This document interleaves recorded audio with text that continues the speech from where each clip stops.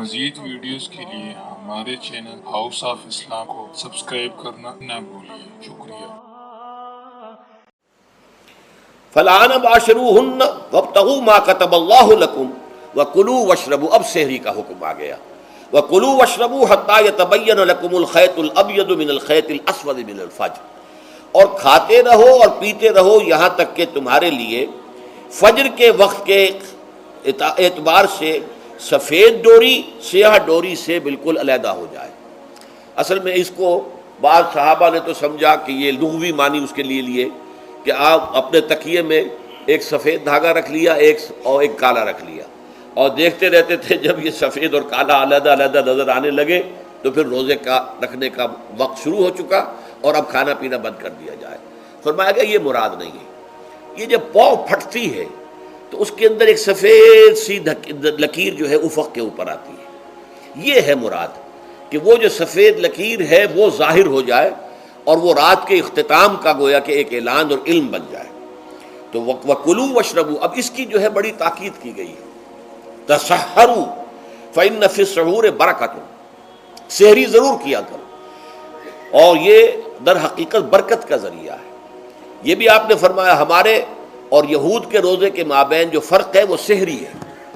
یہ سحری چونکہ روزہ جو ہے وہ فجر سے لے کر اور غروب آفتاب تک ہے، طلوع آفتاب سے نہیں، فجر سے، جبکہ وہ سفیدہ سحر جس کو ہم کہتے ہیں نمودار ہو جائے۔ طلوع آفتاب تو ابھی 1.5 گھنٹے بعد ہوگا کہیں جا کر، لیکن اس وقت جو ہے روزہ شروع، غروب آفتاب پر ختم۔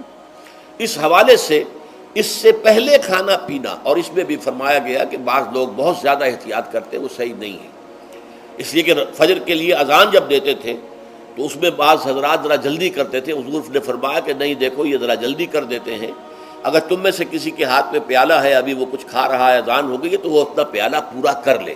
اس میں بھی تشدد کی ضرورت نہیں، جیسے کہ اس سے پہلے ہم پڑھ چکے یسروا ولا تعسروا، یرید اللہ بکم الیسر ولا یرید بکم العسر، اللہ تمہارے ساتھ آسانی چاہتا ہے، سختی نہیں چاہتا۔ تو اسی طرح فرمایا وَكُلُوا وَاشْرَبُوا حَتَّى يَتَبَيَّنَ لَكُمُ الْخَيْطُ الْأَبْيَضُ مِنَ الْخَيْطِ الْأَسْوَدِ مِنَ الْفَجْرِ ثُمَّ أَتِمُّوا الصِّيَامَ إِلَى اللَّيْلِ، پھر اب روزے کو پورا کرو رات تک۔ إِلَى اللَّيْلِ میں پھر بڑی بحثیں ہوئی ہیں۔ اس لفظ کی مناسبت سے اہل تشیع اس کے قائل ہیں کہ جب کہ خوب اندھیرا ہو جائے، لیکن اہل سنت کا اجماع ہے کہ غروب آفتاب اس سے مراد ہے، اس لیے کہ آغاز رات کا غروب آفتاب کے ساتھ ہے۔ اور اس میں بھی احادیث کے اندر آیا ہے کہ تعجیل کرنی چاہیے۔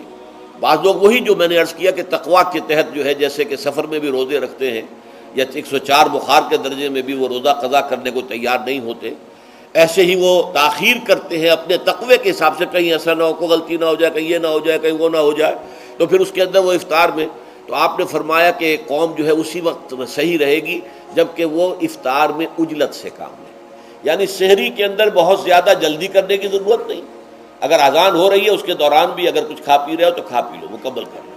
اسی طریقے سے افطار کے اندر جو ہے وہ تاخیر کرنے کی ضرورت نہیں، سورج کے غروب کے ساتھ افطار کر لو۔ مزید ویڈیوز کے لیے ہمارے چینل ہاؤس آف اسلام کو سبسکرائب کرنا نہ بھولیے۔ شکریہ۔